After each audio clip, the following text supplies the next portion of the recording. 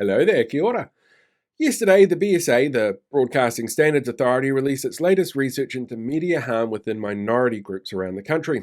And shocker, it seems something happened about 6 to 12 months ago to make a major detrimental impact on those communities in what we see online and in broadcast. Maybe the findings will help us identify whatever that mysterious mystery thing was that started this happening. More than three-quarters of Māori, Pacifica peoples, Asians, and Muslims that were surveyed felt being exposed to discriminatory or controversial content was a problem in Aotearoa. And between a quarter and a third of people in those categories have been exposed to these views being publicly shared in the past 6 months. These include conflict incitement, stereotyping, unbalanced reporting, and jokes about people's differences. In fact, more than half say they now avoid TV or radio because they find it full of misinformation and inappropriate content. And those findings are actually backed up by last month's New Zealand On Air survey into media habits. For many, they say it feels like they're being judged and makes them feel unsafe and has direct impacts on mental health, self-confidence, and self-esteem. Between 41 and 56% of those communities feel that there needs to be stronger actions against hate speech and harm-causing content. They pointed out in focus groups that what may seem like a harmless joke or a snide comment or media framing may feel like something that happens occasionally to other groups, but it has a cumulative impact on how people perceive those communities, which is much more harmful.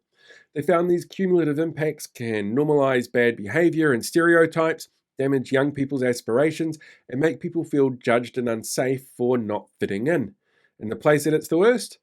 Social media. It was always going to be social media. Social media platforms were cited as the place most often to find offensive, damaging contents and comments and material. In fact, the report highlights how anti-Māori sentiment in particular and racist comments have surged in the last 6 months and led to a surge of complaints to the BSA about mainstream media moderation. So, can you work out what's caused the sudden rise in racism, especially in social media spaces? It's the government. Of course it's the government. Look, since taking power, the coalition's undertaken a number of policies and changes which directly impact Māori outcomes, like the removal of Section 7AA of the Oranga Tamariki Act or the closure of the Māori Health Authority.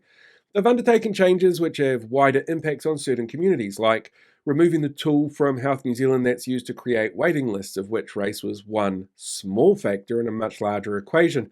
And they've signalled to Māori in particular that they don't feel that there's any need to prioritise cultural identifiers like the use of te reo names in government departments or greetings in te reo Māori for an event like Matariki. There has been within the coalition an active campaign to normalise the minimisation of Māoridom through their actions and the outcomes that those produce. Take, for example, the story that came out yesterday where the Prime Minister, Christopher Luxon, slams doctors in the Hawke's Bay for prioritising Māori and Pacifica young people. This headline frames the choice the way that it framed calls to change the wait list around that tool for prioritisation, but this actually refers to cancelling free visits to GPs for Māori and Pacifica people aged between 14 and 24, something that was set up to help deal with the inequities in our healthcare system, where primary healthcare access earlier in life can help with better outcomes long term. What Luxon wants people to see is that health administration is done on need, not race, except that Māori in the Hawke's Bay have an average 8 years lower life expectancy than non-Māori. The need for primary healthcare for younger Māori and Pacifica peoples is greater to help gap those inequities. The immediate need argument may look like on paper everyone's exactly the same, with two people presenting the same way, but the outcomes are vastly different for a range of reasons. And it comes as the most recent in a long list of ways governments throughout time have kept the boot on the necks of Māori. Comments on the RNZ story highlight this, but also comments about entitled Māori elite and how, I guess they're just going to blame colonisation, which I'm not going to boost here. And there is actually a name for this. Researchers call it the Trump effect, and it's named after the discernible increase in racism towards the Latino community in the United States after Donald Trump started campaigning on a platform that all Mexicans were illegal migrants and doing terrible things that could be blamed on for all of America's woes.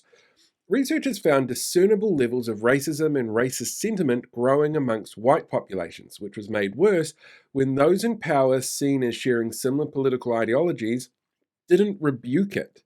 So what we have now is a coalition of conservative parties here ranging from the centre-right to the far-right with elements of the alt-right sprinkled in, all working to minimising communities in this country because, well, they can. But because they're in power, media is framed around those parties' talking points because no one in the party's been brave enough to speak out against the changes or stand up for those communities. It emboldens a wider range of people to share their perspective because they feel that they are being accepted by someone in authority.